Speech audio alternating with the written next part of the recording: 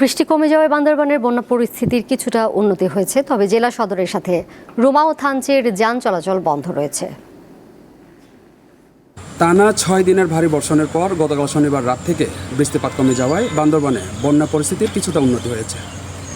অভ্যন্তরীণ সড়কগুলো থেকে বন্যার পানি নেমে যাওয়ায় ওইসব সড়কে চলছে ছোট ছোট যানবাহন। কষ্ট আমাদের অনেক হইতেছে।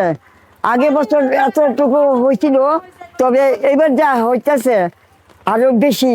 জাহানা পানি দিন পারে স্বামী অসুস্থ দেখে মানে আঙ্গুলের মাঝে ব্যথা পাই যে 15 দিন বড়িয়া। এদিকে জেলা প্রশাসনের পক্ষ থেকে বন্যা দুর্গত এলাকায় দেয়া হচ্ছে ত্রাণ সহায়তা। যদিও বন্যা দুর্গতরা বলছেন যে ত্রাণ সহায়তা দেয়া হচ্ছে তা পর্যাপ্ত নয়। এছাড়াও বন্যা দুর্গত এলাকায় চলছে বিশুদ্ধ পানির তীব্র সংকট। জিনিসপাতি সব পুরো নষ্ট হয়ে গেছে, কিছু বাঁচাতে পারছি, কিছু বাঁচাতে পারিনি।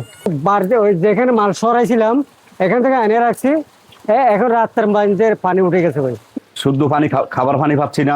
সকলের কষ্টের এগুলো বইলে পুরানো যাবে না। ছোট ছোট বাচ্চারা থাকে, খুব কষ্টে থাকি আমরা।